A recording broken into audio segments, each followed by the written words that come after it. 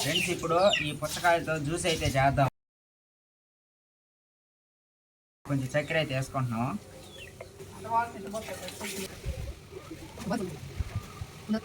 Yellow colour పుచ్చకాయని అయితే juice అయితే చేయబోతున్నాము.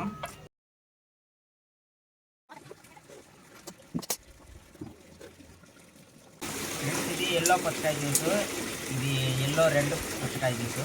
రెండు అయితే టేస్ట్ చేసి ఎలా ఉందో చెప్తాను.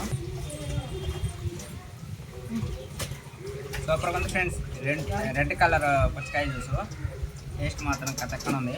ఎల్లోది ట్రై చేద్దాము. ఎల్లోది కొంచెం టేస్ట్ తక్కువగా ఉంది. పుచ్చకాయ ఫ్లేవర్ అయితే కొంచెం లైట్గా అయితే అనిపిస్తుంది, ఎక్కువైతే అనిపిస్తుంది. రెడ్లో మటుకు పుచ్చకాయ ఫ్లేవర్ పట్టుకొని తాగబాకండి, మంచి గ్లాసులో పోసి తోలు కూడా తాగుతుంది.